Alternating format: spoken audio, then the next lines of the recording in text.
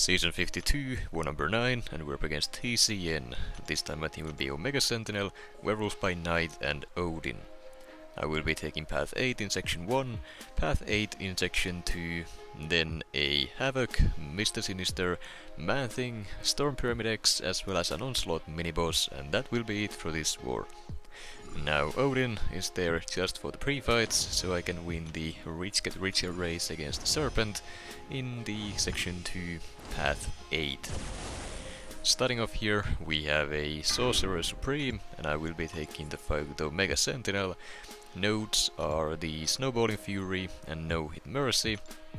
Overall, this fight is only just about the defense tactic, and as long as you use a tactic attacker, you should be fine. Omega Sentinel here, just start with the heal block pre-fight, go for a double medium to start the fight off with. Now you have the heal block to shut down the defense tactic, so all you gotta do is just finish your combos with a light attack to keep the debuff paused. Other than that, the majority of her damage comes from her basic attacks, and I am running the recoil masteries for that purpose as well. There really isn't any downside, unless you're actually using your special 2s or special 1s for whatever reason. Omega Sentinel here does not take any damage from poison or bleed, so the only real issue there is the recoil itself. To get this fight off, I will be going for a special 3, which is normally what I like to do with Omega Sentinel anyways, and that was enough to close out the fight with the burst damage. It dealt the burst instead of inflicting incinerates, because I already had an incinerate active on the defender, due to me getting clipped earlier on in the fight and then inflicting an incinerate debuff with the auto block safety net. Then, next up we have an Warlock here on the Snowballing Fury and Personal Space Fury nodes, and I will be taking the fight with Werewolf by Night. I went ahead and used the Odin pre-fights here already for this fight. No real reason or need for them for this specific fight, but since I will need them on Wolf later, might as well get them on early. And there, after I placed the pre-fights, you saw me back out and check if the pre-fight had stuck to the defender, and they had not. They didn't show up when checking the nodes, so I had to reset or reload the war map to make them show up, and that way you avoid the pre-fight bug, which can cause you to actually not be able to use the pre-fights that you had placed. And if that had happened, it would have meant that my Odin pre-fights were spent without actually me getting them on the champion, and that would have been a problem, since I really need them for the Serpent coming up. Overall, the fight here is usually just for diversity, and I'm assuming this Warlock was no different. A quick special 2 there from Werewolf by Night, and the fight was essentially over by that point. And then we have a Spider Ham to deal with once again. Love fighting this guy. Well, said no one ever, I guess. But I will be taking the fight with Omega Sentinel. It is on the Inevitable Power Efficiency node, the first fight here in Section 2, Path 8. Now Omega Sentinel doesn't exactly counter Spider Ham in any way, but all you gotta do to deal with him is just use your special 1 the exact moment you get it. Do that and he will never stack up his nonsense, and without the nonsense you don't get the random evade chance, and you don't get the horror stings by hitting the defender while they are stunned. Now my first special 1 there, I was a little late on it, so he did get 1 stack, and that means he could convert that into a power sting whenever I hit him during a parry stun, but that's not really a big deal. If I do eat 1 burst from power stings, it's fine, so long as I don't stack too many of them on myself. And there the power sting is. Actually, I did land it on myself, so I'm not gonna be using a special to finish this fight off. Just a few basics, let the incinerates do the work, and the fight is over. Quite a bit of damage taken due to recoil, but it is what it is. And then we have the Serpent here on the Rich Get Richer and Inevitable Power Efficiency nodes, and I am gonna be taking this fight with Werewolf by Night. And normally, Werewolf by Night is a great option for Serpent, but due to the Rich Get Richer node here, I wouldn't recommend it without the Odin pre-fights. The power gain is gonna be pretty annoying to deal with otherwise, and the fight just becomes unmanageable. So, with the Odin pre-fights here, I am constantly winning the buff race until this Serpent hits the death immunity phase. The death immunity itself is a buff, so it counts as a unique buff for the node here. So that essentially means that we are either tied or he will be winning the buff race, depending on whether or not he has the true focus or a power gain buff on himself. Now to deal with the death immunity, I gotta play my cards right here and try to get that striker ready to go. I just barely managed to get it, special to trigger the death immunity, get a combo in into a striker, and then I can extend my combo to close out the fight before having to deal with Serpent actually having a chance to throw a special 3 there. Overall the fight went pretty well, but I did cut it a bit close with getting that striker. If I didn't, the fight would have been very, very bad towards the end, and it could have been a potential death at that point. Then we got a Havok on the power snack and 1 too many hits mini-boss node, and I am gonna be taking this fight with Omega Sentinel. Now once again, Omega Sentinel being immune to nullify means that the power snack node itself will not be an issue. Other than that, the only things I gotta worry about are Havok's personal abilities, mainly the plasma, and then also the passive power gain and the defense tactic. The heal block here is to shut down most of the ability power rate, but not all of it, and as you can see, Havok here is still gaining power pretty quickly, and that is an issue. I really gotta manage it well, but if the AI decides that he doesn't wanna throw specials, it's a very easy fight to die to, just because of that, but so far he's been nice enough to do so. Now another very big thing here, after using your special 3 for the plasma debuffs, do not get clipped by anything. If you get clipped while you have the 10 armor buffs, you will trigger the auto block, and if you trigger the auto block, you consume all the armor buffs. Without any armor buffs and all the plasma debuffs on the opponent, you are constantly eating the plasma detonation, and that's a quick ticket to death as well. So if you're gonna be using the plasma here, be careful with that. I have seen people die to it before, and I think I have almost died to it before myself, but that was a while ago. Overall though, the fight didn't go too badly, but that was mostly thanks to the AI being on my side for once. And then we got a Mr. Sinister here on the Scared Stiff and Power Focus 2 mini-boss node along with Bubble Shield, and I will be taking this fight with Omega Sentinel as well. As mentioned in a previous war, Omega Sentinel being a robot means that Mr. Sinister will not be able to inflict the degenerations from his special 1.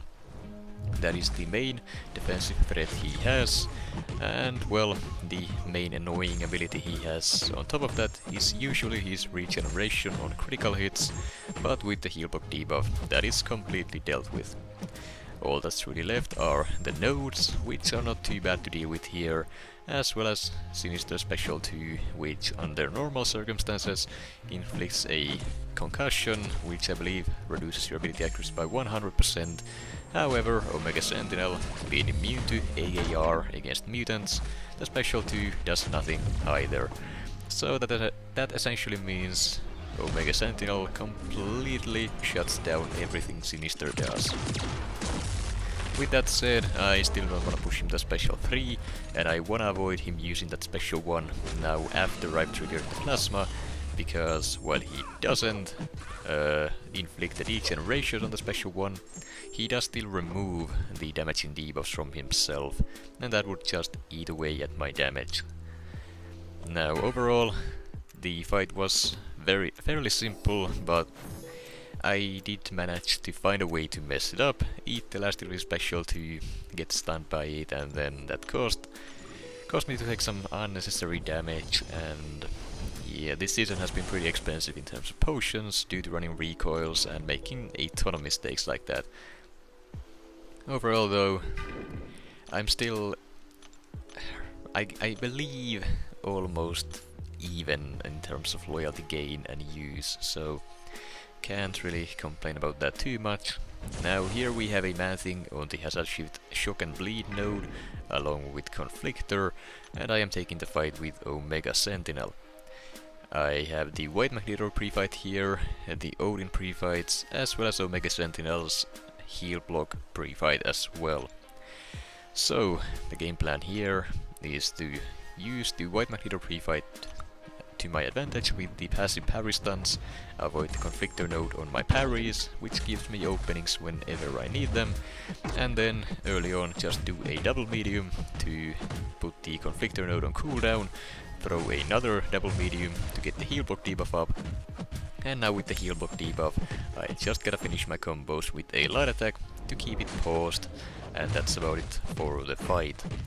Now, if I don't do anything else but this throughout the fight, it's still soloable just fine, but it's gonna be very slow. So to avoid that, I am building up to a special 3, then I need to make sure the opponent here doesn't have too much power, go for another double medium to put the Conflictor node back on cooldown, and then now with the Conflictor node down, special 3 to trigger the Incinerates, and then back to ending combos with light attacks. As long as I can keep the effects paused, the Incinerates will do fine work in melting the guy's health bar, and since Omega Sentinel is immune to Nullify, the poison and the armor breaks will never be a problem. MD is mostly shut down by the heal block, and then Bleed, she takes no damage from it, and Shocks, the Odin pre-fight handles that. So overall, Omega Sentinel does shut down this fight fairly well, but you do need some setup for it, mainly with the Odin shock resist. The fight is doable just fine without Odins, but it is also very helpful. Then we have a Storm Pyramid X here on the power efficiency, and I always forget the Falter node's name. Hold on. Power efficiency and missing in action, that's the one. And I am taking the fight with Omega Sentinel, as you probably could have guessed by now. And, well, this fight, I was a bit worried about it. Now, the main issue here is that the defender will be spamming those special ones constantly, and it eats away at the pause timer on the final light attack, and that means that I can't necessarily keep the same heal block debuff up throughout the whole fight, and if it falls off at a bad time, it's gonna be a bad time. So I am gonna have to try to manage the power gain here from the defense tactic properly and make sure it lands while I have the heal block up. If it doesn't and she starts power gaining normally, it is gonna be a problem, especially with the power efficiency node. She can just spam specials, and every time she gains a bar, she gains prowess. If she has too many, she's gonna be unblockable, and her specials, they hurt quite a bit. So there, I triggered the power gain, but it was just as I landed the second medium to trigger a new heal block, but as you can see, power gain was still an issue with the power efficiency node. I dropped the heal block, but due to the AI being trigger happy with the specials, I'm not dead, and I didn't have to try to bait a special too. At this point in the fight, I'm feeling pretty confident I can finish it out, so I go for a double medium here for the heal block, then the special 3 to get those plasma debuffs on, and then after that it is back to just finishing combos with a light attack to keep the debuffs on and close out the fight in that way. So it's been a pretty hectic fight in terms of special baiting and close calls, I would say, but at this point the fight is over and there's nothing for me to worry about. Now the miss node here, the missing in action node, didn't really come into play, but even if it did, the attack tactic allows you to bypass miss so long as the defender is under a heal block effect. So that was also covered there without needing to use the tracking debuff that Omega Sentinel also has in her kit. Overall, the fight didn't end up being too bad, but it can go wrong. So wouldn't really recommend Omega Sentinel as the #1 option, but we'll see how that works out next season with the extra blacklists that are tactic specific, so that's gonna be a lot of fun, I would assume. And then we have the final fight of the war, an Onslaught on the Polkadot Power, and Stunning Reflection, mini-boss node, and I will be taking the fight with Werewolf by night, as usual. Game plan is the same as always, just land hits whenever possible to make sure the brute force timer does not kick in, and if it does, reset it immediately. And then just spam special to use mediums for more ruptures, and that's about it.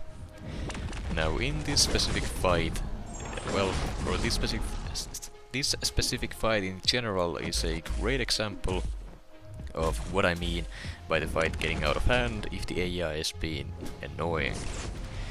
And that's mainly just the brute force node itself, and that holds true for any brute force node anywhere in the game.